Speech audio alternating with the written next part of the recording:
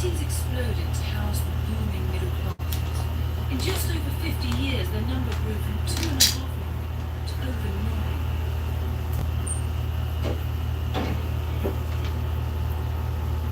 And these new urban middle classes took immense pride in their homes. They had money and they wanted to spend it on making their houses cosy havens of domesticity and comfort. Not for these people, the grim perils of Victorian factory life, or the gritty reality of the overcrowded streets. The sort of family who lived here enjoyed a level of comfort and luxury. Hello Andrew, good morning. Karinda Musadad. Whoa, thank you. Fell dramatically, and new mass production techniques made goods available and affordable. This meant a level of conspicuous consumption never witnessed before. They filled their rooms with things that made the house a home.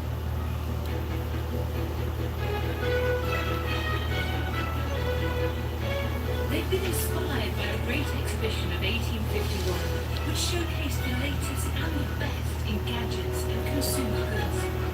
Hello love, good morning. Happening now for the best part of 100 years, suddenly crystallized in this extraordinary exhibition. It wasn't so much that it was new as it was just suddenly boom in bulk. As the century went on and consumerism began to increase, one of the fascinating things is that the phrase standard of living first appeared. For the first time in history, you measured how good your life was by how Reed many Barfield. objects you Hello Reed possessed. When you Barfield. think about it, it's actually a very strange idea. You couldn't just buy anything. What was and what wasn't tasteful was discussed at length in the many and various new household guides and magazines. John Ruskin, the leading art critic and social theorist, impressed on Victorian consumers the importance of making the right choices.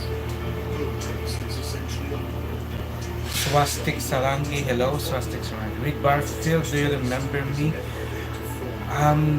There were so many people on this live every day, so abstract notions of morality. yeah. They were oblivious to the real dangers that came from things they had welcomed into their houses. Every room in the Victorian home was filled with hidden killers. And one of the most dangerous places was the drawing.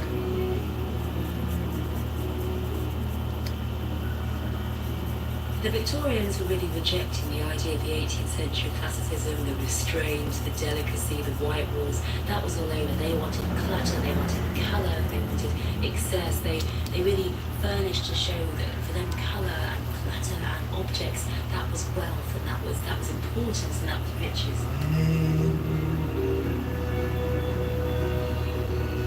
Ralph, Kuya BM, di ho pwede makita niyo yung drawing ko ni Padre Pio. Ay, oo nga pala. Sige, mamaya. Reed Barfield, it's okay. Swastik Sarangi, you never follow this green-based technique. Why my drawings become muddy? What do you use? Do you use pastel also? Reed Barfield, how can I sketch like that? This looks incredible. Swastik Sarangi. As a result, there was something of a wallpaper. Well, I practiced a lot to achieve this kind of drawing. Everything outlined principles of good taste, told them which patterns of wallpaper to buy. They were influencing the massive wallpaper sales had shot up from around 1 million pieces a year in 1834 to 32 million by 1874. Cattle's even gives what it calls its theory of colour. It describes as rules for the artistic appreciation in dress and furniture, and it recommends green. It calls it a colour of repose, says the eye experiences a healthy and peculiarly grateful impression from this colour, as opposed to something like yellowish red, which it says is the preference of impetuous, robust men and savage nations. A particularly brilliant green, known as Scheele's green, was all the rage. Scheele was the Swedish scientist who first mixed the pigment to produce an intensely vivid colour that didn't fade.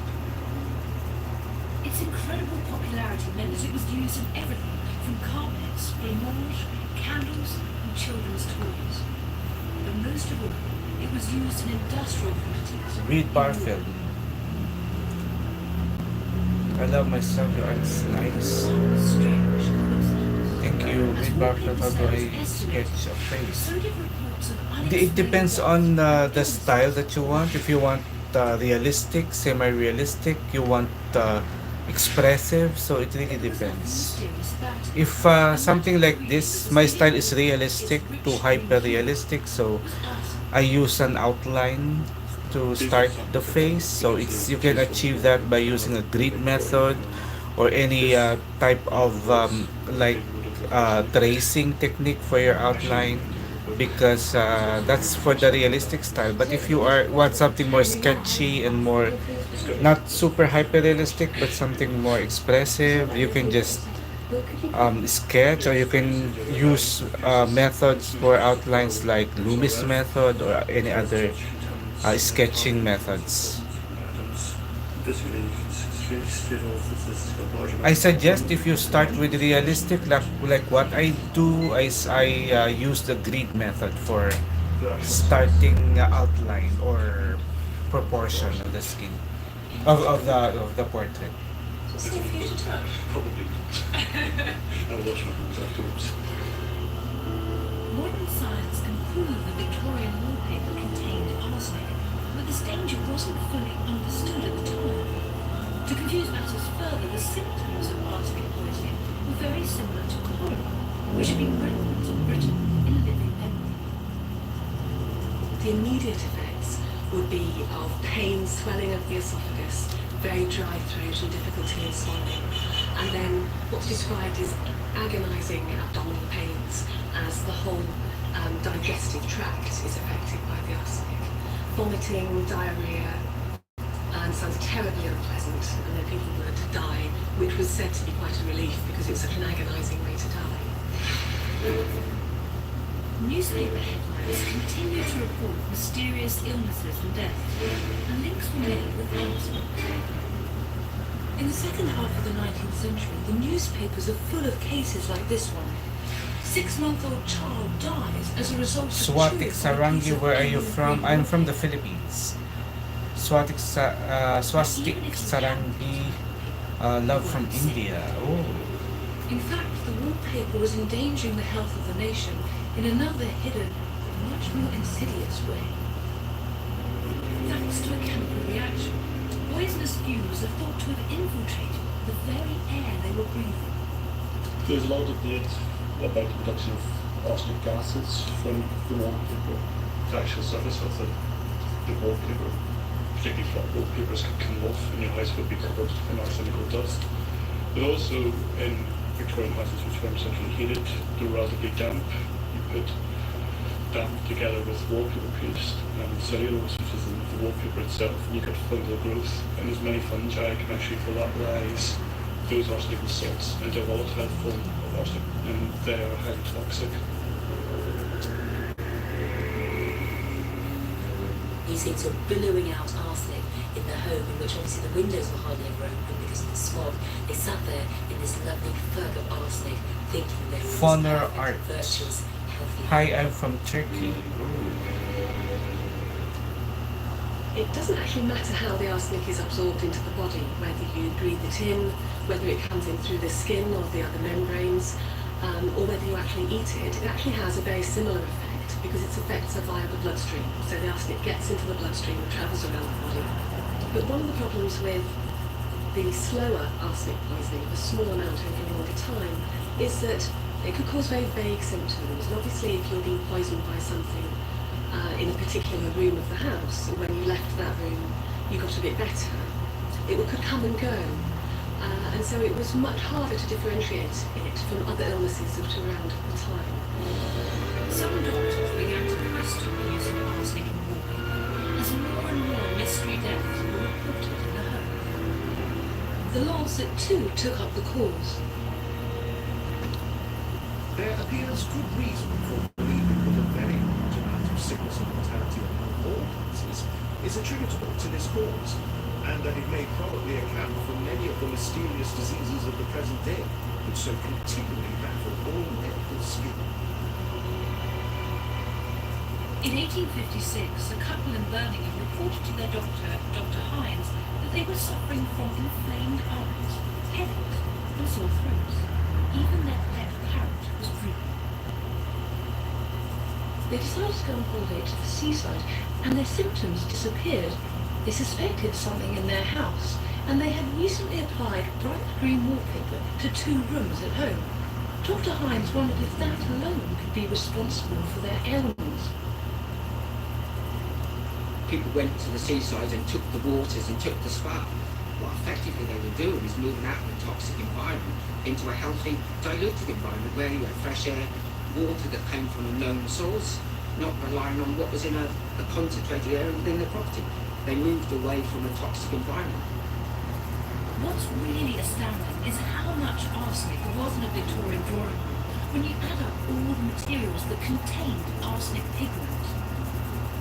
Certainly we know that there was a huge amount of arsenic in, say, Victorian living room, which had 100 square metres surface area, could contain up to 2.5 kilograms of arsenic. That's a lot of arsenic. Huge amount of arsenic. Yes, a huge amount of arsenic. Dr. Hines, along with some other medical practitioners, became an outspoken critic of the use of arsenic pigment. In Germany, arsenical wallpapers had been banned, but not in the UK. The wallpaper manufacturers didn't want people to think there's anything wrong with their products. Ralph, Jack and second Rose. The most things. So there was quite a lot of dispute going on. Some doctors and newspapers called on the British government to ban the poisonous pigment. But others were quick to belittle the claims of the killer wallpaper. Some manufacturers even offered to eat it to prove how safe it was. One of Britain's most celebrated designers was William Morris, a leading light of the arts and crafts movement. He was also one of the fiercest critics of the heartless industrialists of this period. But what is not well known about this champion of handicraft is that he was a director of the biggest arsenic producing line in the world, Devon Great Consols. William Morris is making his money from arsenic. That's quite a surprise, Ralph, isn't the it? most Because of course memorable we associate couple William Morris as being, this of leader all the arts and crafts films. movement, as someone who's, going back to basically going back to natural. Yes, Because arguably wine the that most potentially is what is certainly memorable selling arsenic, whether he's using it and for famous. The Times said there was enough arsenic. Happy Burger. Is that Faber-Castell colored pencils? No, it's not. It is a pastel pencil. This is a Stabilo Carbotello pastel chalk or pastel pencil. Had vested interests in other locations, that they would own arsenic mines, they would own areas where it was in their interest to include arsenic into paints, dyes, whatever. Did William Morris ever accept that he was doing this, or did he continue to deny it? Well, there's an interesting letter. There was a customer complaining that the wallpaper was poisoning him and his family. And basically, William Morris said it was witch fever. So it was this full letters we have. And it was witch fever. In other words, he thought he was being accused of something that just wasn't true. Well, he was just saying it was, these doctors were saying arsenic and wallpapers were killing people and damaging people's health. He was just saying it's mumbo jumbo, basically what he was saying.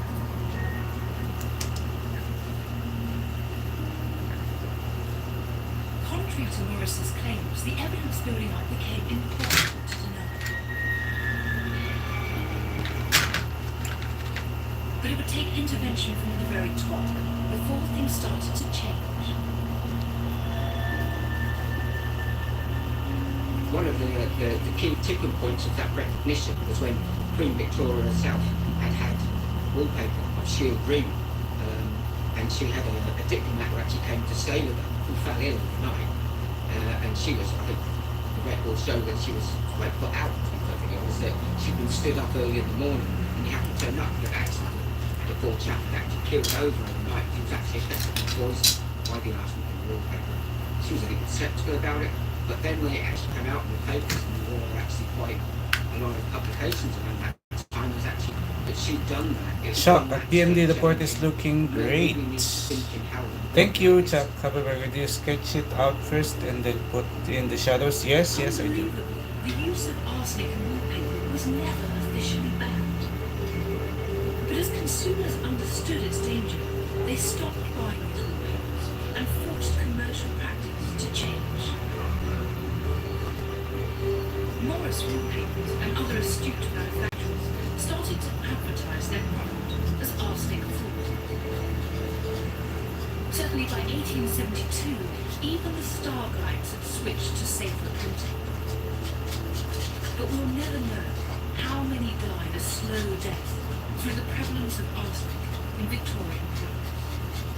I cannot see that having this amount of arsenic dust floating around the Victorian home would lead to chronic health problems. It's a class 1 carcinogen, it's a human carcinogen. So years of exposure to this would have led to cancers, basically.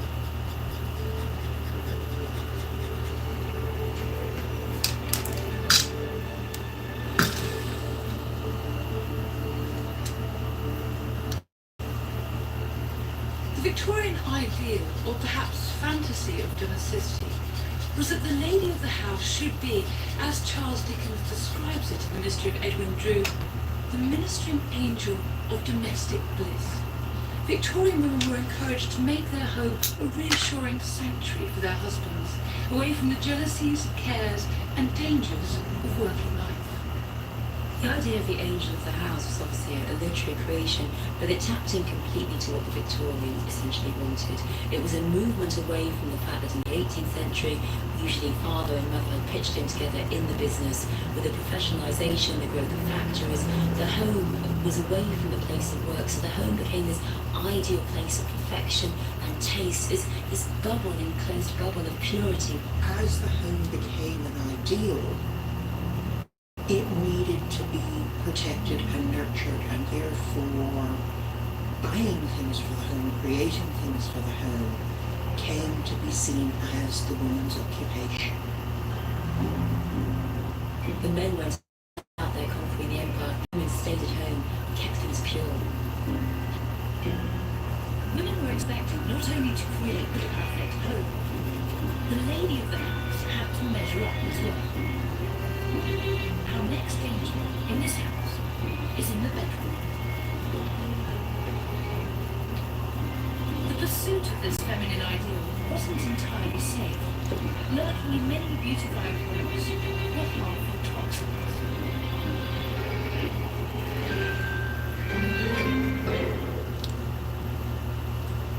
Part of being the ideal Victorian woman was looking just right.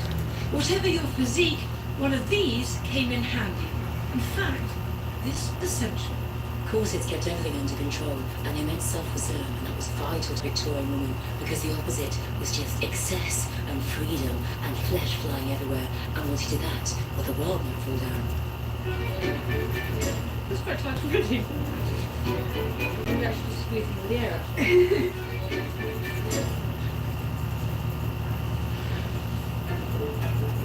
Sarah Nickman looks after one of the biggest corset collections in the country.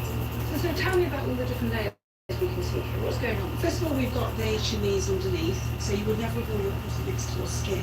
The corset predates the bra. Its function was to support the chest and help people... Happy Burger, is the hair the hardest part for you? Me, it's mostly drawing hands and feet the hardest part. I agree that the hands and feet are so hard to draw. And hair is also hard, but yeah, I agree. The hair, especially with colored pencils, the hair is the hardest. Especially curly hair is specifically so much hard. By the mid-19th century, the ideal female form, the corseted female form, was everywhere in newspapers, magazines, journals aimed at women. And the celebrity, the actresses had it, the dancers had it, but particularly these fashion plates had it, this impossible figure. I mean, they were drawn simply because no woman would look like that. What kind of corsets and how restrictive they were depended on your age, your class, your occupation, and how fashionable you were. It was recommended that a corset was to be worn at all times, and there was no escape, not even in the colonies. Puritans made this to market directly at ladies that were going to tropical regions. So they were either going with their man or to get their man. It's called the ventilated corset. For obvious reasons, it has the centre section removed. There were women wearing this in all parts of the British Empire, Yeah. whatever the weather. Yes, and you were regarded as a loose woman if you didn't wear your corset. It demonstrated their character, and it demonstrated that they were fine and upright citizens and, fit for the British Empire. These robust cages of well-bearing steel were turned into potential killers by one surprisingly small technological advance: the metal island. What difference does that make? It allows people, if they want to tight lace their corset without fabric pulling away. The metal island made it easier to get the look because it was possible to lace tightly without the material tearing as it previously would. There was a fashion for wearing very, very, very tight bodices. I mean, it's fascinating. You see in photographs the fabric pulls in a way that we would think means it doesn't fit. The tight lacing is something that the minority of people did, and that is to get your waist as small as you possibly can. They used to do this by lacing their corset tighter and tighter. Some women would keep their corsets on day and night to train their bodies. Ralph, Kuya Bim, di agree ka kasi nung drawing ko si Padre Pio, halos nahirapan po ako drawing yung kanyang buhok, bigote, What are the balbas. effects of a corset Yeah. on the body? Super hirap talaga Well, if I could ng just show you here Here. the position of the normal organs. So the liver, for example, our largest internal organ, sits underneath the ribs on the right. And so it's a large wedge-shaped organ that sits here under the ribs. And so in a corset, which brings the ribs in very tightly to give the typical small-waisted outline, the liver gets squashed upwards and it presses against the ribs. And in fact, there are specimens of livers taken from women who have died who've worn tight corsets that actually have ridges on them where the ribs have made indentations in the surface of the liver because it's been so tight.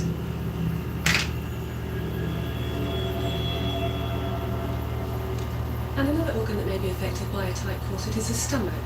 That sits here underneath the rib cage, and so if the rib cage is pulled in by the corset, the stomach is pushed downwards into the abdominal cavity, and that would then have an effect on the rest of the abdominal organs, which will be pushed down. This is a pregnancy corset from 1885. Some women even wore corsets when pregnant. A particular choice gave a woman about the corset is when they fell pregnant, because many husbands complained they didn't want their baby's head shaped and moulded, but there were women who continued to wear corsets through pregnancy, which, there's no way at all that is possibly good for the baby. One of the problems with corsets after pregnancy, particularly if women had a lot of babies, was that of prolapse of the uterus. The pelvic floor muscles having been weakened during childbirth, and then a very tight corset that increases the pressure in the abdomen, forcing all the organs down. So that would have been a very unwanted side effect of wearing tight corsets. Hello, living the dream. Hello, good morning. I've got it a little bit tighter. I don't know whether you can feel that. Yeah, I can feel it. Yeah. I confess I felt delighted to have a smaller waist. Oh, result! I see what they did now. 24 inches. Look. 24 inches. The Victorian household guides even advised on suitable exercises for a lady. I'm just exhausted after doing just that. Not really that obviously. We're going to use sports science equipment with Matt Furman to measure the effect of the corset on my body. Yeah, I'm happy. You happy? Yeah. Okay, First, I have to give them a baseline of fitness without the corset. I exercise Rough, I already liked it. Don't forget, thank you, living the dream.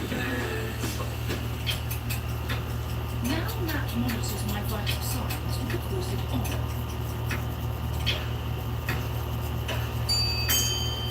First, how it affects me at rest.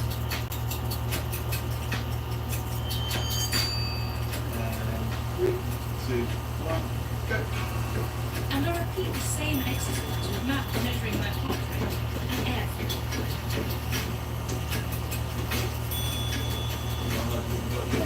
Was it 16 minutes?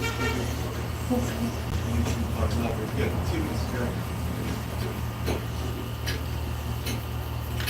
Halfway through, a map's already seeing the changes. Stop. Okay, just want to go and take a seat.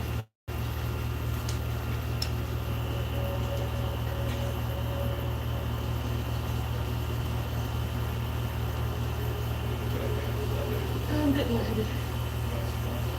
I feel close to fainting, and it takes 2 minutes for my head to clear, and I'm not even tight legs. Breathing okay? Yeah. The last 10 seconds. Excellent. Well done. Free. So what happened? That way. What can science reveal about the effects of a corset? Live with the dream. Your drawing is coming along great. BMD as always. Wow, thank you. So even at rest, you can see, so you've got the red line is when you're wearing a corset, and the blue line is when you're not wearing a corset. So you see even at rest when you're sitting down, you're breathing in the corset around about 23, 24 breaths per minute. Whereas when you didn't have the corset on, you were down about 14 breaths per minute. So it shows that even at rest the corset is really restricting. And then when it actually comes to wash out when you're doing the exercise, you can see with your figures, with the corset on, your tidal volume, so animated everywhere, is a lot lower. So you're breathing approximately 200 to 300 mils less every single breath with the corset on. Gosh. Yeah. So that's why at the end I felt like I was really fighting to get in there. Absolutely. Really, with these figures, you can really see how the corset is literally you're basically hyperventilating in the corset. That's kind of what's happening because you're breathing an awful lot faster. You make over 10 breaths per minute. It's an extra 25% faster wearing a corset. I've proved it's damaging, but could it be a killer? That chronic underperfusion, not getting enough air down into the bottom of the lungs, could cause problems. It predisposes to infections like pneumonia, and that was something that a very tight corset, worn for many hours a day, could cause problems with. If a woman had an underlying problem, it could exacerbate it. So, for example, if a young girl had rickets from vitamin D deficiency, she'd have soft bones that were still developing, and they could be distorted very much by wearing a tight corset. There are stories of the ribs breaking and piercing the lung underneath, which could be fatal. As the century wore on, corset became the focus of a huge debate. Women's possibilities for activity became much larger in the 19th century. By the end of the 19th century, there was nothing unvirtuous in going around on a bicycle, in walking freely, and so this really wasn't very practical for them to be wearing corsets. I mean, this simply didn't work. And increasingly, women began to say, these are pointless, they're just getting in the way. I was spending hours in the morning getting myself into the corset when I could be doing something far more useful. It really also coincided with the growth of the votes for women, the idea that women were equal citizens. So if they're equal citizens demanding the vote, they shouldn't be treated as some kind of excessive ornament that are there to be looked at and there to be admired, and are ruining their health just so they look right for men. The campaign for change was spearheaded by the Rational Dress Society, established in 1881. Constance Wilde, wife of Oscar, edited the Rational Dress Gazette. The Rational Dress Society protests against the introduction of any fashion in dress that either deforms the figure, impedes the movement of the body, or in any way tends to injure health. By the 1890s, some manufacturers had started to respond to demands for looser clothing. Yet one thing they probably never discovered, the temptation to conform to an ideal of beauty, whatever the cost. Why did women carry wearing corsets? Well, for exactly the same reason as I was delighted to have a 24-inch waist. It was psychologically rewarding, even if physically it could take its toll. The idea of that S-shaped figure, we are completely enthralled to it even now. So I don't think that we can look back on the Victorians and say, oh my goodness, were they silly, fainting when they stand, falling all over the place because they wore corsets. I don't think we can say we're that necessarily that far away. I'm on the trail of the next household danger. I'm heading to the kitchen.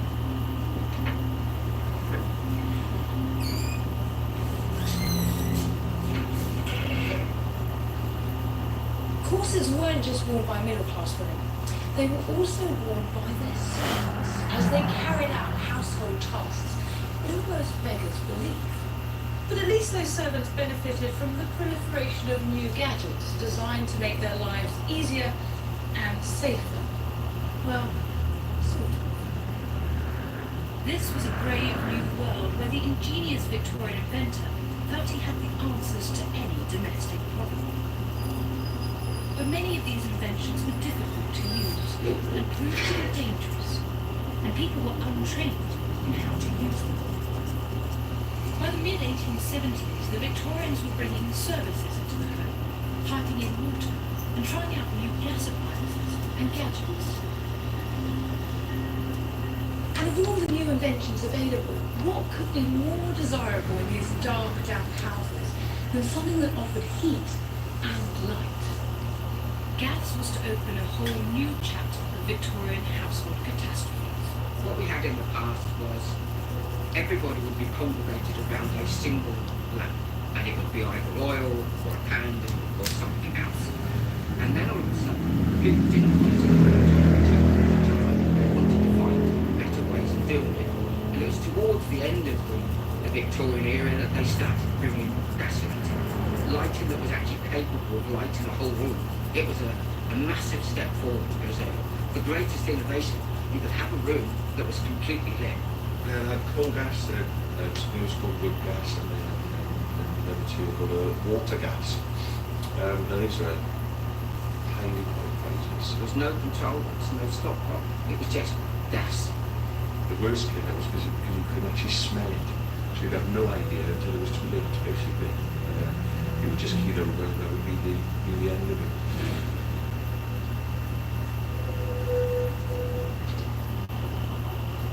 In the second half of the 19th century, the papers, everything from the Worcester Evening News to the Western Gazette, were full of stories of people dying horribly. These aren't headline cases, they're just little snippets that give the facts and figures. So, for example, in the Manchester Evening News in 1886, there's a story of 5 boys suffocating in a loft. Or there's this one from the Sheffield Independent, 1872. The lady was found confined in a bedroom with her infant in its nurse, and it says she must have unconsciously deranged the joint of the gas stove, thus permitting an escape of gas. All 3 were found apparently lifeless. But why were such cases so widespread? It may seem obvious to us now, but at the time the dangers of gas were not known to the man in the street. And the gas companies advertised Rockman, Huey Gumbar, Some of the major gas companies coming out with misnomers that gas was actually good for people, that you could actually have a room full of gas and walk in there with a naked light and it would be perfectly safe. Gas companies were popping up all over the place. You couldn't walk a block in London without seeing a gas company. The rivalry was just huge. But of course, with rivalry comes cost cutting. What you also had at the time was unscrupulous activities going on between gas suppliers, where they would actually sabotage their opponents or their competitors by actually dropping the pricing. To save money, companies would reduce their own gas supply to customers at night. The gas lamp would actually just flicker away and then blow out in the middle of the night. And then the gas would just seep into your home and you wouldn't be waking up.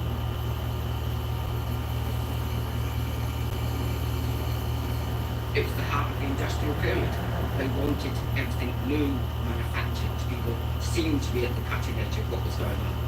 And that was then how they drove innovation through making something, engineering something. It wasn't engineered, it was built.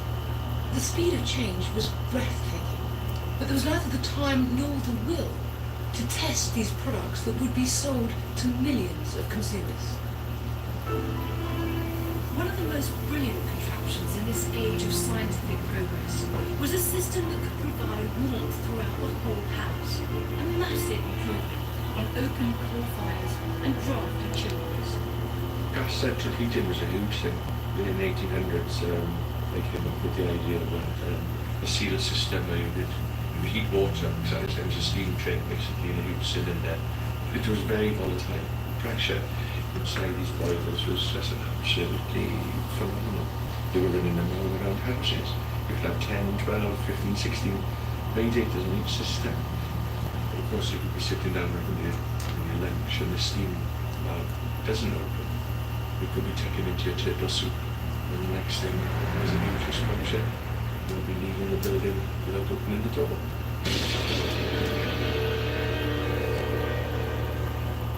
The pressure was just huge, so it was only ever going to end up in one story, really. It was going to be an accident, and people would die. The main problem was that they didn't understand the dangers of what they were doing. Gas and cast iron hadn't been used in this way in the home before. When they were actually doing the casting, it was at the very forefront of that technology, of understanding that weaknesses and flaws in that casting could actually cause problems further down the line. The inventive Victorian engineer... Kuya BMD, may nakalimutan po akong sabihin. Ano yan? What could be so dangerous about a stove like this? With an open system, when you had the coal and the massive flue with the smoke pouring up the chimney, ventilation was superb because the air would run through the kitchen, straight at the chimney, take all the smoke away. But when they sort of encompassed it into a steel container, they had problems with pressure, and they had problems with getting rid of the smoke because the actual ventilation draft, there wasn't one to go through the system to take the smoke away. So inevitably the kitchens become really smoky. And of course this could lead to anything, suffocation. If you avoided suffocating in the smoky kitchen, you still had a potential problem. They made sealed units and poured hot water into them and used them so that like a one-day kettle. And of course this was a boiler as a boiling pot because of no release valves or anything like that. Of course these stoves were just exploding.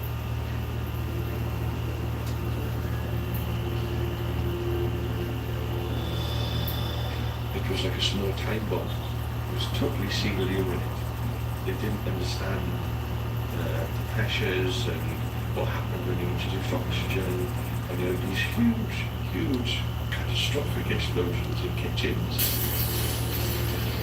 Towards the end of the Victorian era, new power sources gradually came into play. They were starting to turn away from gas because it was so volatile and go towards electricity basically.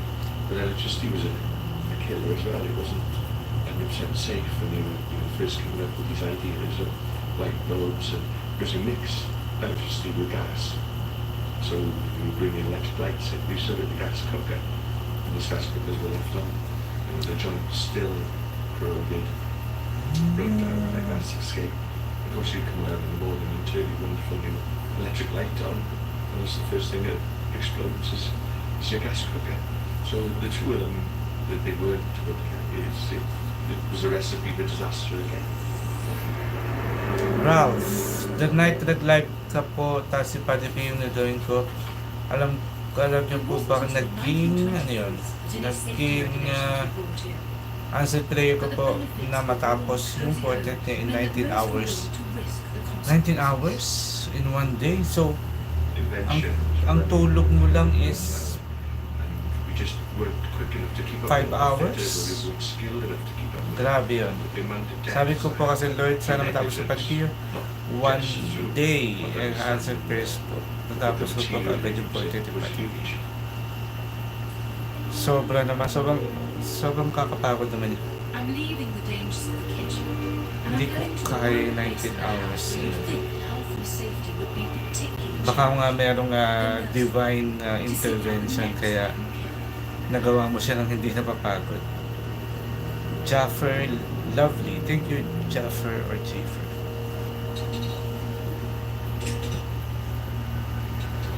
The new consumer culture even extended as far as providing entertainment for children. Surely that wouldn't be a problem, would it? Alarming, despite all the progress, 154,000 infants under the age of 1 died annually between 1880 and 1890. And so a surviving child was an important one, and their interests were indulged. Childhood was expanded more than ever before. I mean, girls were at home for a very long time, virtuous young ladies. Lord Shaftesbury saying children shouldn't work excessively in factories. The idea of childhood became sacrosanct. In the Victorian world, this meant a new consumer market to target. Manufacturers absolutely poured goods for their child into the shops, and people snapped them up. This was a time when Christmas was essentially invented as a child's festival, the time when children received presents and children were spoiled. But it was this indulgence that was now endangering children. And toys were the problem. Anything that's coloured or pigmented would have had high levels of the toxic element. And even if it was white, it wasn't safe, so there's large levels of lead in white painted objects. Lead is a very poisonous substance, and there's no amount of lead that is safe for your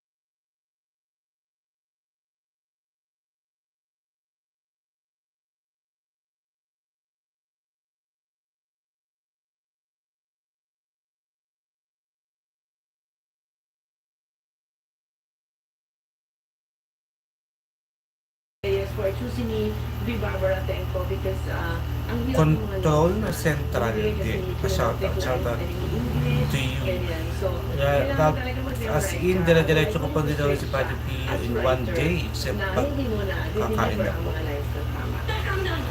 Everything's done. Kung wala dito nga sa mata. Actually, dito sa si Direk Joey Reyes, abangan niya sa I think writes the script for like 2 to 4 hours natatapos na. Tapos hanga ako sa kanya kasi parang wala siyang writer's block. Then tuloy-tuloy siya pagka sinimulan na niya. So hanga kami talaga sa kanya. Ito ay ang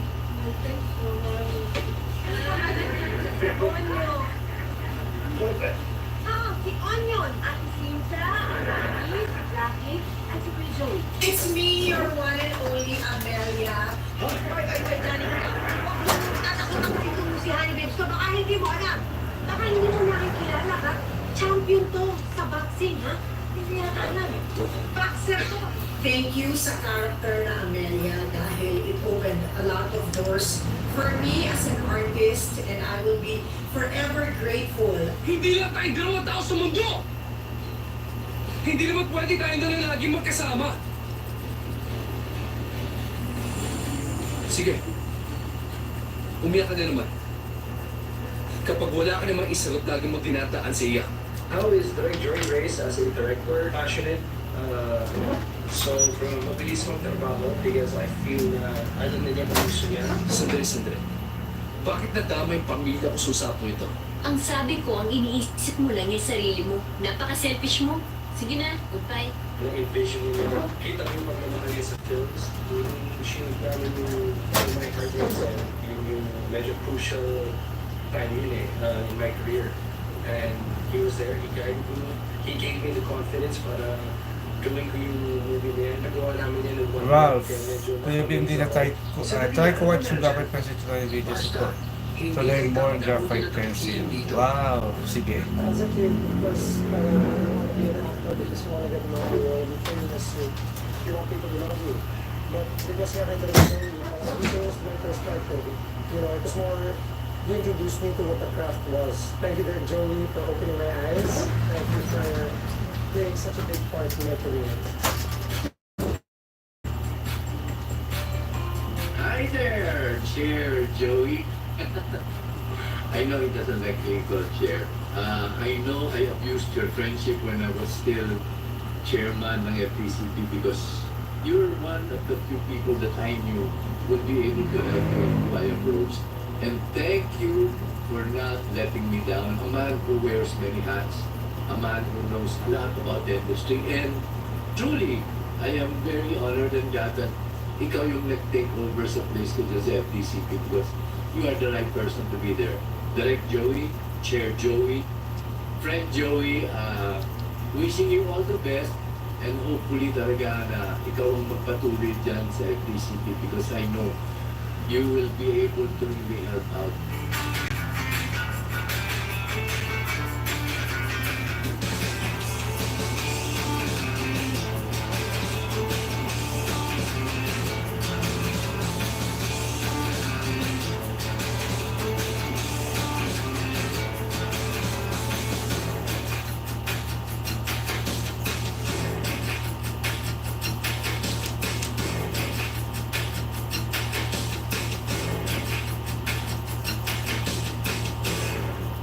At ang isa sa pinakamalaking pangalan sa industriya ng telebisyon at pelikula nasa likod ng mahigit 200 obra ng naman. Ang upuan sa ating iconic chair, dinala pa namin dito sa Maynila, ang patikan at premiadong writer-director at bagong chairman and CEO ng Film Development Council of the Philippines, Direk Jose Javier Reyes is in the house! Yay! Maraming salamat. Kuya, pag magpa-pastel po ako, anong brand yung i-recommend niyo po? Ito, Stabilo. Stabilo Carbotelo. Pero, hindi ko masasuggest na bumili ka online. Dapat kung magpa-pastel ka, bibili ka sa mismong shop. Kasi delikado itong mabagsak ng delivery. Okay? And the upliftment comes both internal at external. In other words, kung paano natin mapapaganda ang estado ng mga pelikulang Pilipino sa loob ng bayan at kung paano ito merkado, okay, sa labas. So, it's a big job. It's really a big job, especially in the post-pandemic age. Correct. Ako, tatanungin kita ngayon, ano ba talaga ang sikreto halimbawa ng mga Korean movies na yan na talagang international na talaga, di ba? So, tinanong ko yung mga writer ko kanina, refresh my memory, ano-ano nga ba lahat ng kanyang mga obra? Nanula ako. Well, una para ako napagod. Para ako napagod. Doon pa lang sa Oroplata Mata, parang, okay, enough said. Sinundan pa ng napakaraming diba? So, magtataka ba, ano ba ang bumubuo sa ganong klaseng henyo? Tama na.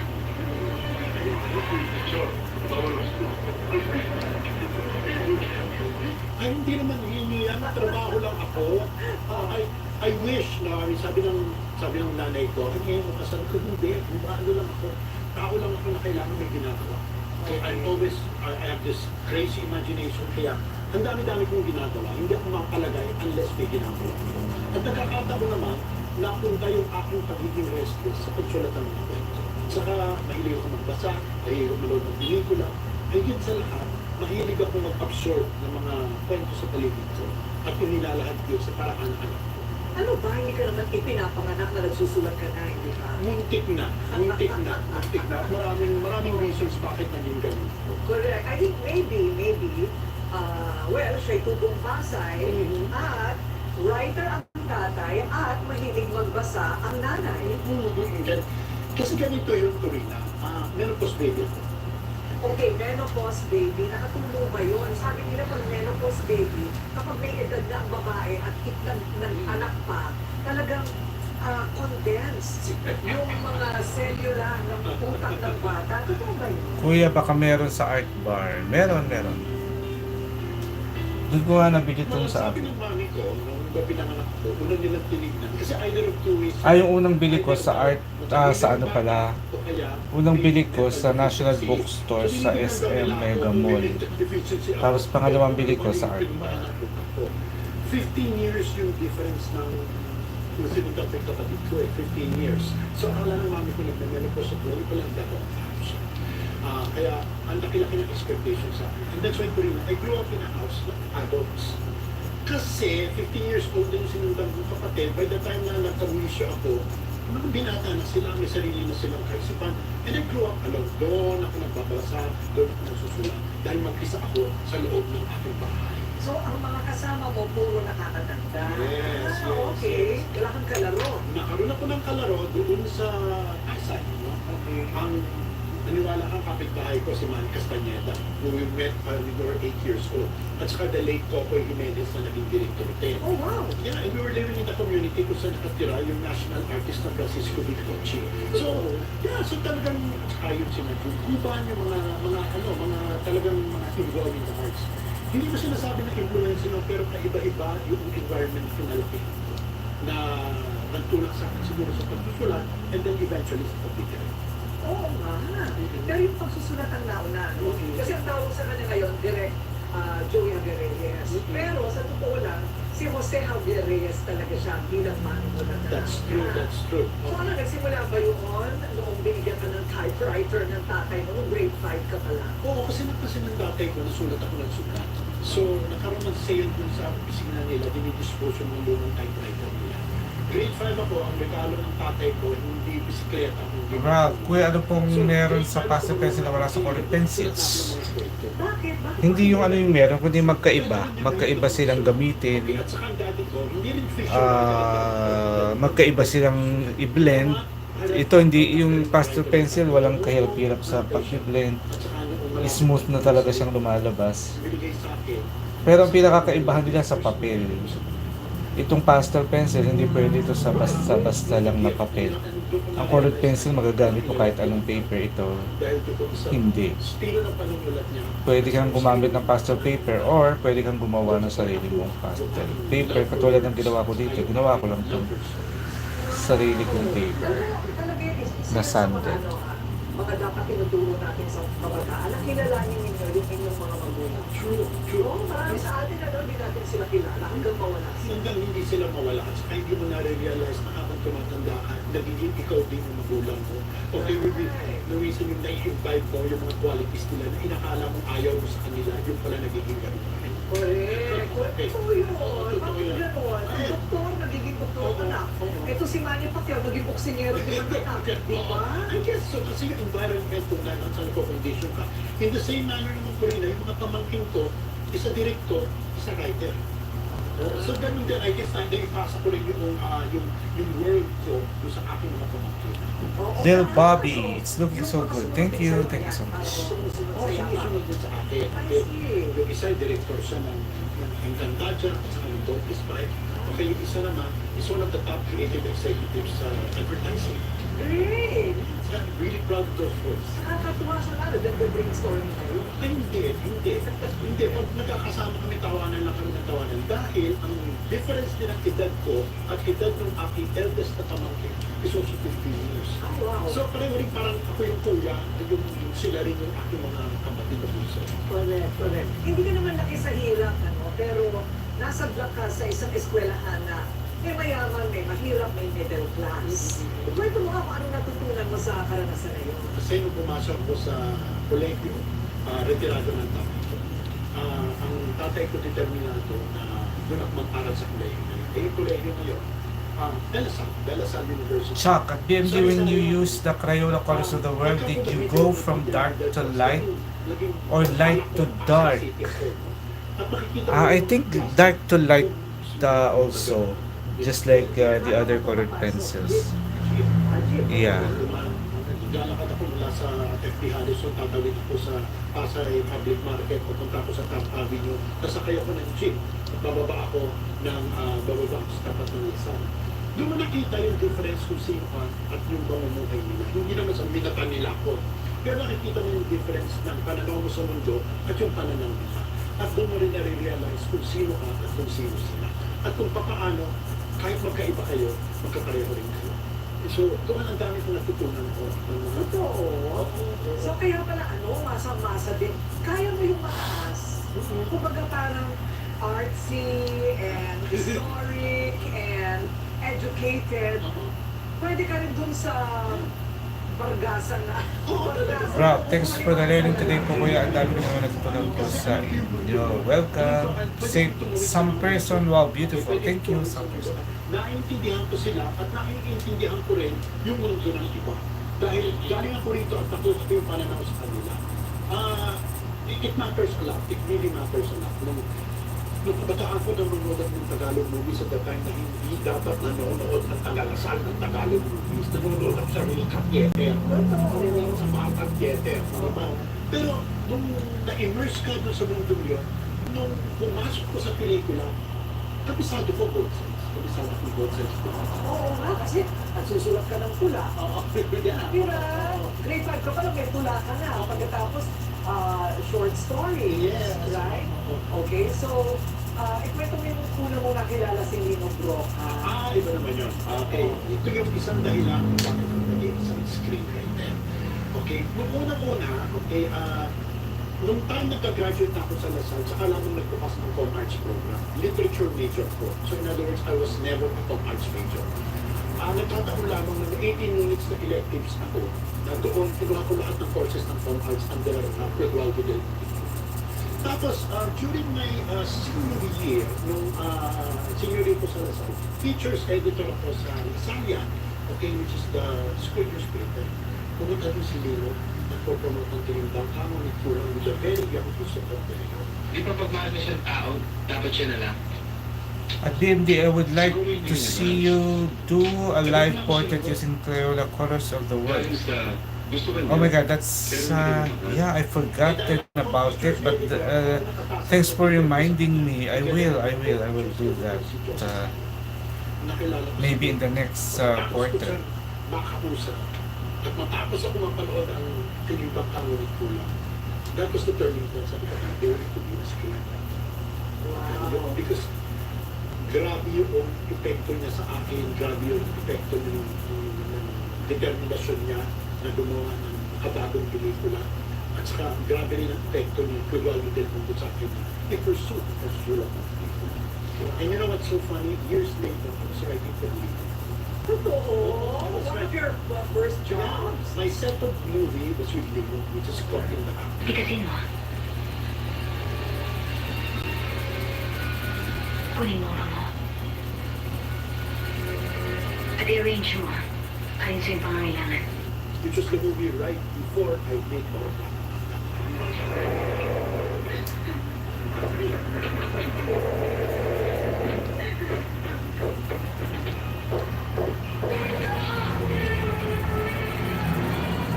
So even before I did the Draw Titanic, gumawa ako ng pelikula with Lino. At sabi ko kay Lino, Lino, nakaalala mo in-interview kita sa Lasal? Sabi niya, hindi. Okay. Yun. Oo. Pero you also became a Fulbright scholar. Yes, I did. So you studied abroad. Yes, I did. Hindi ko ito pinapangalandakan dahil medyo nakakailang na aminin na pumunta ako abroad to finish my doctoral ko. Okay. Magdodoktor ako na walang gagawa. I'm supposed to be a doctor of comparative literature. Nakakuha ako ng Fulbright scholarship noong right at the very time nakatatapos ko lang isulat ang aking screenplay for Elwood Perez na ang title ay Problem Child na hanggang sa araw na ito hindi ko man nakapanood dahil nung pinalabas siya nasa Amerika. Let's talk about anime, hello. Ay, huwag kang sasalita na ganyan dito sa Sweden. Dami-dami mo modulate dito. I love you naman very much eh. Hanggang ngayon, hindi mo pa napapanood? Ano ba napapanood? Hindi ko kasi napapanood. Yun ang kauna-una ang pelikulang sinulat ko. Pero yun, But you, nagturo ka muna. Oo, nagturo ako. Nagturo ka muna bago ka naging practitioner. Oo, nagturo ako. 19, ako ng 1977, but 1976, hindi pa ako gumagraduate, kinuha na ako ng Lasal ng teaching assistant. Okay, kasi pinaan ng Lasal na magturo talaga ako. Pinakondisyon lang ako magturo talaga ako. Noong 1977, pagka-graduate ko, nag-masters na ako at nagsusunod na ako. Kaya susunod ako for TV. Correct. Parang it keeps getting pushed back. Pero talagang nagpupumiglas yung gusto ko talagang maging practitioner sa TV at sa pelikula. Pero alam mo, masaklap ng Corina, nung dumating ng 1984, kakauwi ko na sa States, they made me choose whether I should stay in the academy. Manatili ako sa academia, naging chairman ako at the age of 26. Naging manatili ako sa academia ko, papatuloy ng showbiz. Ganito yung Corina. Yung kinikita mo sa isang buwan sa pagtuturo.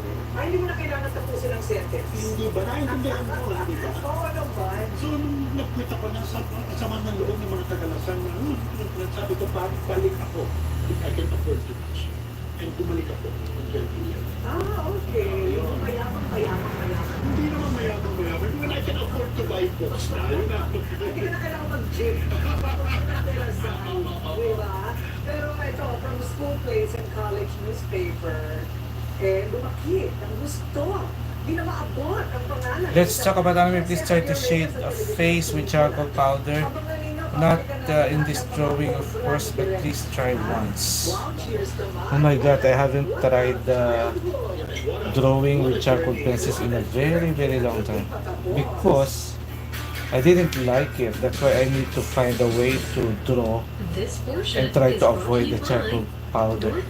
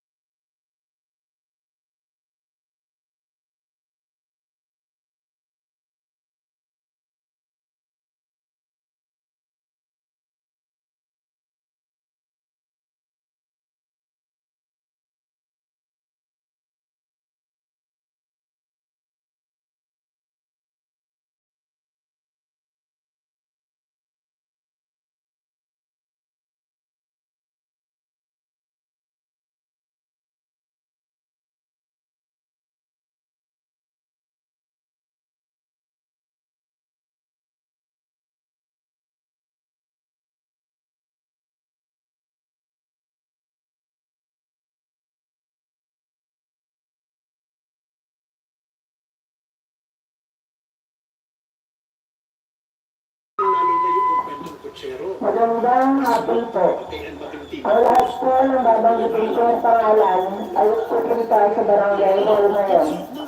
Eric Agustin, Janina Pasco Dicen, Roderick Malid Rivera, Maribit Ambalisa Pulanco, Regine Mana San Gabriel, Eric Layo Filipina, Micaela Manzano Austria. Inutin ko po. Eric Agustin, Janina Pasco Dicen, Roderick Malid Rivera, Let's talk. Maribit Ambalita Domingo.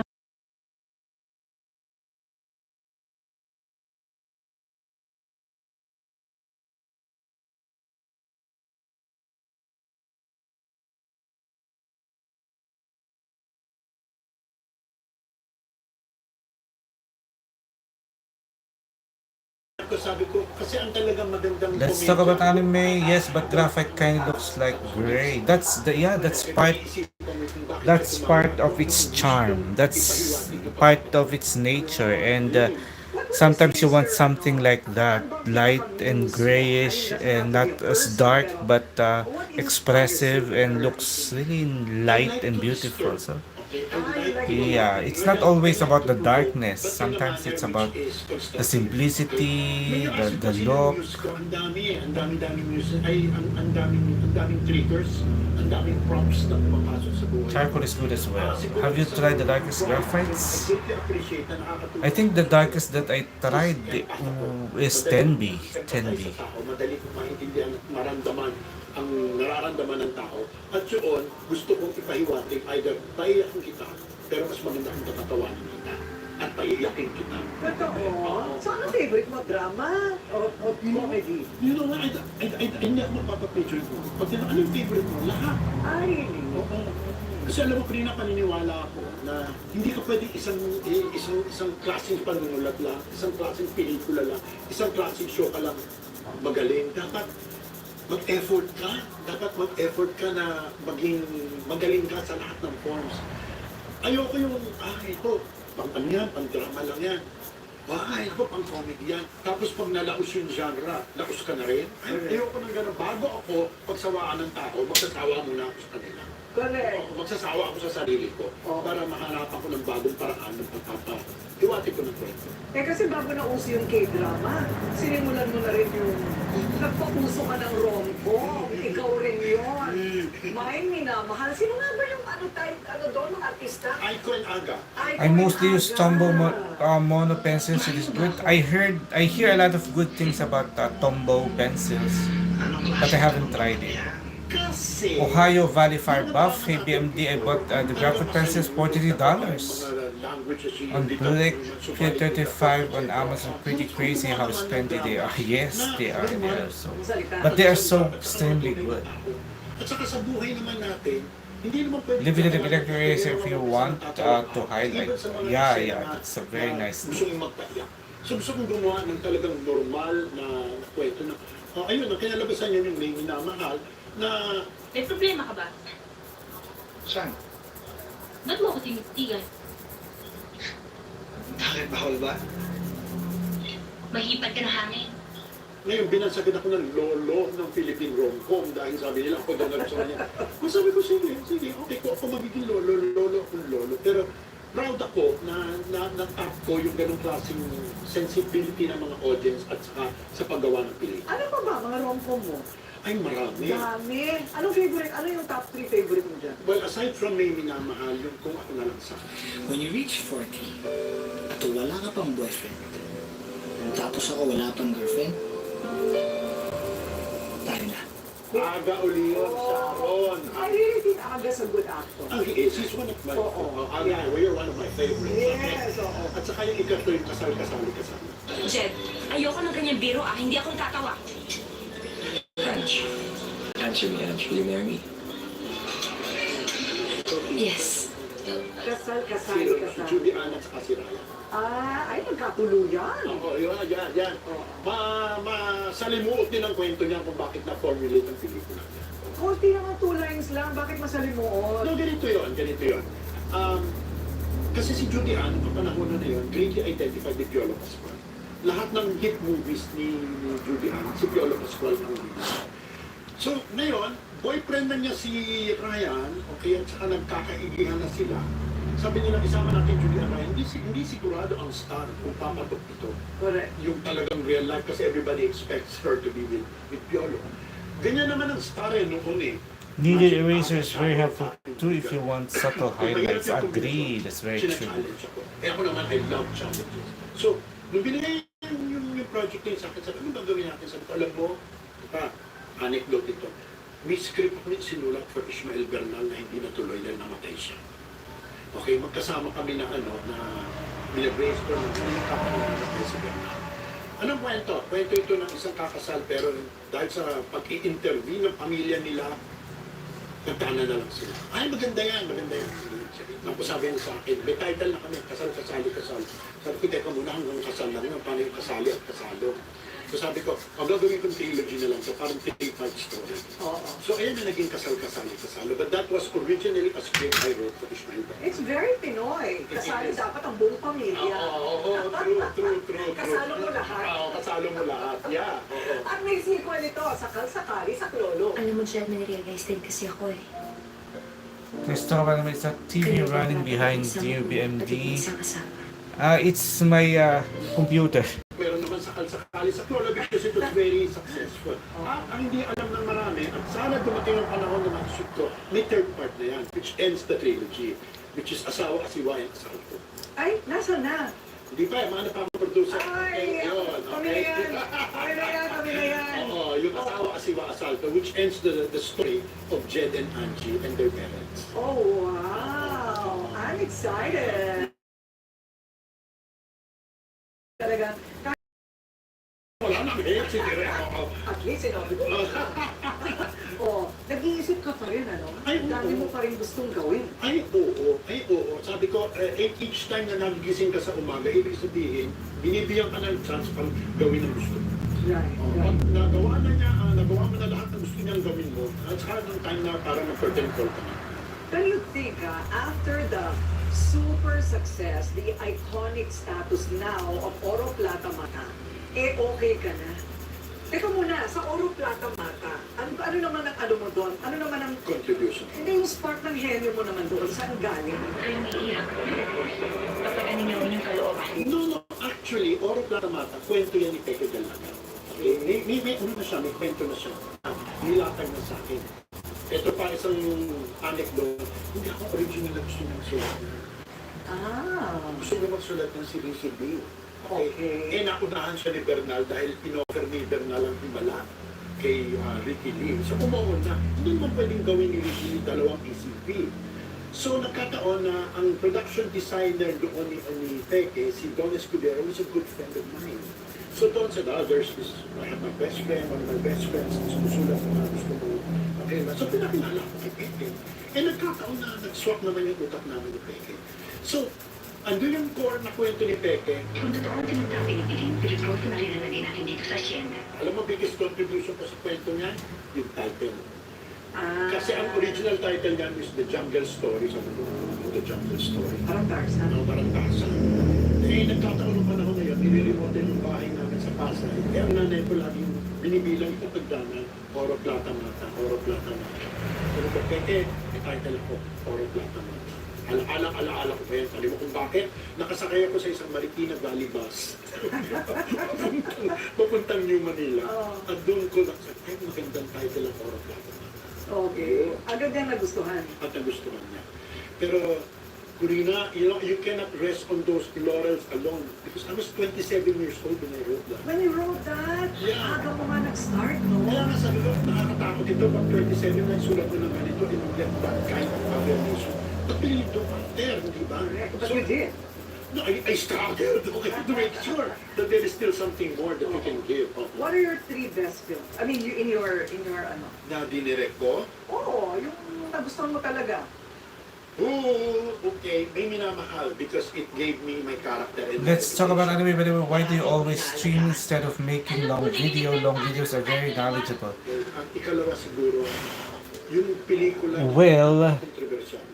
aside from I need a new phone because my phone's memory is not enough to store long videos.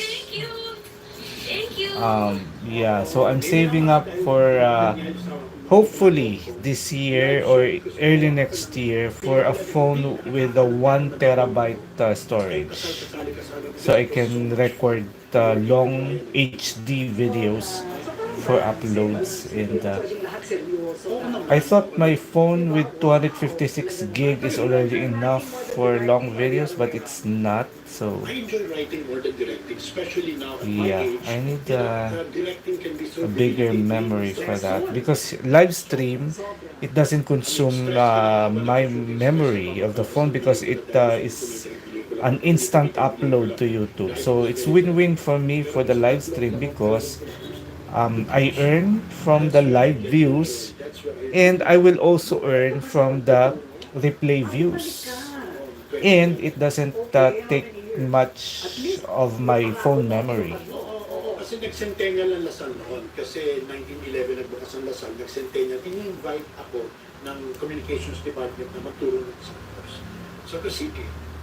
Tapos nung di na ako umalis, gusto ko na. Hindi, tsaka iba yung ibibigay mo. Just buy Sony mirrorless camera. Nakapag-orok lang ang mata ka na. Totoo. At saka, It has built-in Wi-Fi and easy to transfer to your phone. Oh, that's I'm gonna research on that. Sabi nila sa akin, anak, ganyan, yung pagtanda mo, tatanda ka na.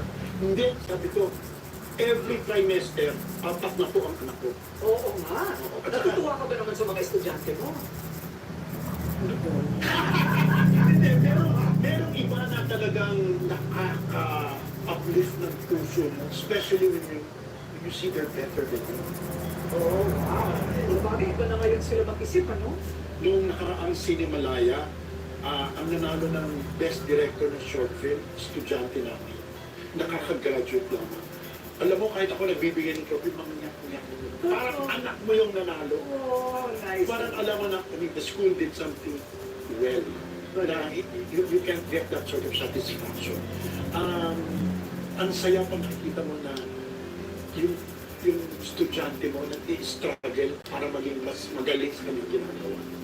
It's really so fulfilling. Pero dahil na you started so young, parang you saw the best of the years of television and cinema before the pandemic, before this happened to ABS-CBN, and before everything else.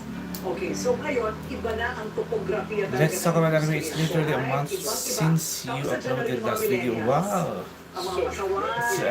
I'm happy because you're updated. Yeah, about that.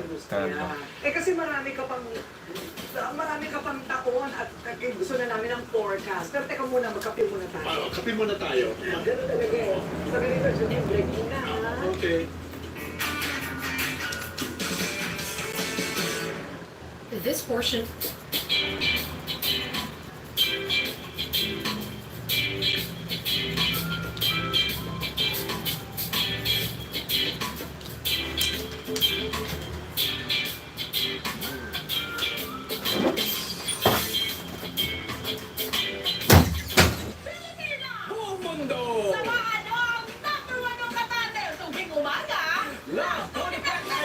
Buga, excuse me. Hirap yun yung writer na director pa.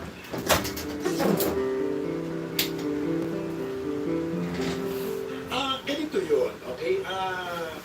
Bakit ba ako naging director? Dahil dati, writer ako. Nung pinapanood ko yung mga pelikula, ilan lang sa mga director na sinulatan ko ng script yung ano gusto ko, ano gusto ko yan, ano yung gusto ko. Yung iba talaga, ano yan? Ano yung ginawa mo sa script ko? So finally, it came to a point na in-offer sa akin ni Mother Lily, Joey, so mag-direct sa sige, kahit talagang parang tumalong ka talaga sa cliff, no? Tumalong ka sa cliff, dahil biglang in-accept mo yung challenge niyo. Then, alala ko, sinabi ng, touch ang puso dito, the late Mario Bautista. Ang sinabi niya, we finally found the right Kevin formula. Aaron Baliadares Suarez, maestro. Yung pala na ang Ooh, yung sinusulat ko kung ako. I don't know what's that mean, but Kevin, welcome to my I directed 100 movies. Okay. 100. Okay. I'm about to do my 101st movie. Totoo, wow, what a celebration this is on your 100 movie. Para ako si Eddie Romero na 100. Ako 100 movies. I'm about to do my 101st. Doon sa 100 na yun, isa lang ang isulat na iba. 9 mornings lang. 12 hectares of rice lands, plus the orchard. So when do I get it? What? I can't believe. Totoo. And I've written, yung nasa Lasal Library, I've written mga 200 screenplays. And can you imagine all the episodes ng Abangan and Palibasa Lalaki? So I've really written quite a lot. And there are advantages kung ikaw nagsusulat. Dahil habang sinusulat mo yun, dinidirect mo yun sa utak. Pero ngayon, at this point in my life, I wish I can get a script of somebody else which I will direct. Kasi sawang-sawa na ako na lang na ako. Eh, paano? Alam mo, parang pag may makeup din yan. Let's talk about an anime. I saw an artist named Josh Art who was saying that he is faking detail using cross-hatching. So in your case, ganun din. Siguro, pero gusto ko rin ma-challenge What graphic powder do you have? Okay. Oo nga naman, kung ikaw nagsulat, may vision ka kung ano itsura ng eksena. Eh, sino pa makakakuha ng kundi ikaw? Kaya sinasabi ng Joey, ba't ang bilis-bilis mo mag-direct? Kasi binirect ko na yan habang sinusulat ko. Correct, diba? Alam mo na kung anong equipment ang kailangan mo. Equipment, alam na kung ano yung paano ay aatakin. Gano'n karaming uso ka lalabas dyan. Di ba? Exactly. So ano naman yung mumunting lihin? Nandyan daw yung talagang pinakahugot mo. Personal hugot, ha? Marami akong, okay, magtatapat ko na bawat pelikula sinusulat ko, meron akong hugot sa tunay kong buhay. Pero wala siguro kasing lalim pa ng hugot kaysa yung sa bumunting lihin na ginawa ko para sa Sinimalaya. Okay? A number of years ago. Kwento ito na magkakaibigan na kasi magbarkada ka, kung hinanakit ka sa barkada mo, hindi mo na lang sinasabi yun, hinahayaan mo na lang. Hanggang sa dumating sa punto na yung pala may malalim na hinanakit sa iyo ang kaibigan na nung nalaman mo it's too late to give closure. So yun ang kwento mo. Dahil isa sa pinakamasaklap na chapter ng buhay ko ay yung na-discover ko isa sa closest friends ko, ang lalim pala ng galit sa akin. Oh. And hindi sinabi sa akin. At yun, ang masaklap, alam mo iba kung galit ka. Yung in peace ng damarkada, you just don't talk about it. Those are the little secrets of friendship. Correct. So in your case, in your personal case, walang closure. Wala. Nakamatayan. Nakamatayan niya at siguro ang pinakamasakit noon, lahat ng close friends, pinagsalita niya sa kanyang eulogy except Ay, yun na yung ganti niya. Oo, yun ang sakit-sakit. Na maski yung nanay niya sabi, mag-eulogy kasi hindi niya gusto ko. So, I don't want to violate. So sino nagsabi na lang sa'yo ng dulo? Yung ibang mong kaibigan? Sabi niya, ba't sabi ko dito sa sabi ko, sinabi ka, so hindi ka ba sabi, it's not something I mean, you can basically turn any graphic pencil into powder if you like. That's true. What should I use to shade eyes? Charcoal, graphite, and hair also. Nako, gano'n pala kapanood ko yung ililid na yan. Oo nga, totoo yan, ano? Hahabulin Chuck, mo lang well, I sa think ospital I will go so I can get some sleep. So good night to everyone. See you all next time. See you, Chuck. Hay nako, change topic nga tayo. Change topic pa rin ako. Pero ito direct, yung panahon ngayon, kitang-kita ko yung pagkakaiba. Una, sobrang dami ng platform. Diba? May streaming. Pwede ka na magbenta sa Netflix, Prime. Pwede kang mag-vlog. Gawin mo na rin. Pasok mo na lang sa Facebook yan or YouTube. At ano naman ang mangyayari sa Philippine cinema sa big screen? Yun. Ito yung mga gusto kong tanungin sa'yo. Hindi ka ba naiiyak or natutuwa ka ba na ganito na ang itsura ng industriya ngayon? Ako ay, alam mo, may side sa akin na natutuwa ako, may side din ako na naiiyak. Umpisahan natin sa natutuwa ako. Marami ng oportunidad ang mga bata para hanapin ang kanilang plataforma. Hindi lamang nasusulat ka sa telebisyon, hindi lamang nasusulat ka sa pelikula. Ang dami mong pwedeng sulatan. Pag kumuha ka lang ng camera, you can mag-TikTok ka lang, hindi ba? And you can do your narrative. Maganda yun. Okay, but at the same time, you also have to realize yung responsibilidad mo kapag ginagawa mo yan. At kung ano ang long-term plan mo sa iyong career, kung gusto mong maging content creator. Okay? Ang nakakalungkot na is yung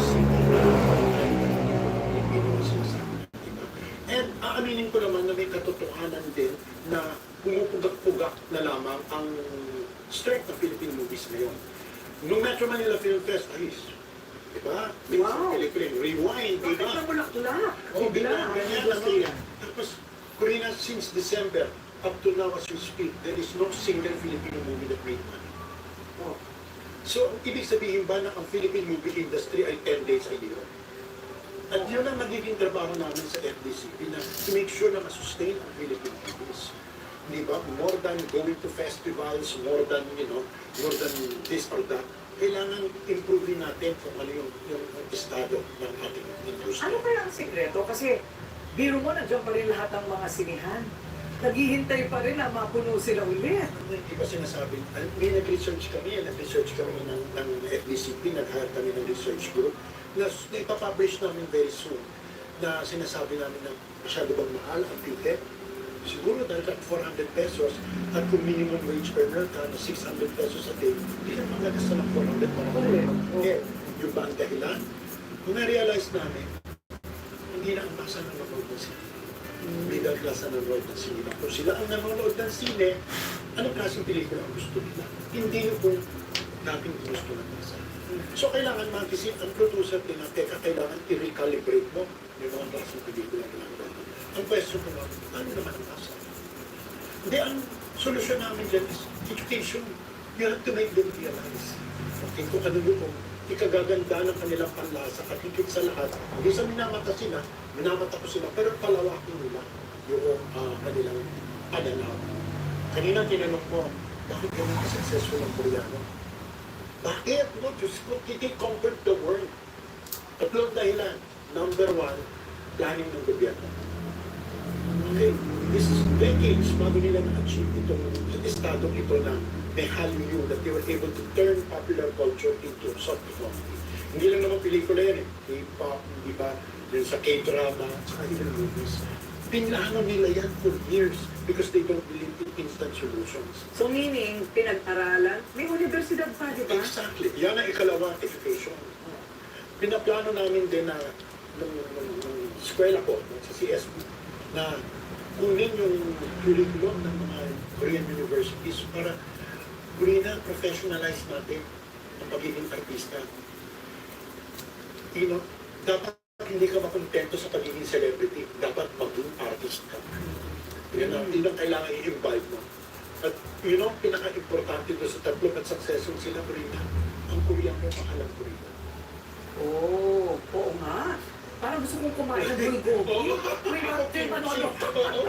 Yung manonood ako doon. Mahal ng Korea. Kaya yun ang pinaplano namin dito sa FDCB na ano natin ang Pilipino na mahalin din nila ang Philippine movies. Alam mo, Corina, sa isang pinag-usapan ito sa isang survey na ginawa ng isang broadsheet, pinanalaman din ito Philippine movies. May nag-comment, Philippine movies are dying. May sumagot ko sa comment ko, please let it die. Grabe naman yun. Hindi yung ba alam ang sinasabi? Parang hindi niya alam at sasagutin ka ng bonggang-bongga ng bagong FDCP director sa aming pagbabalik. Mahanda ka na kung sino ka man.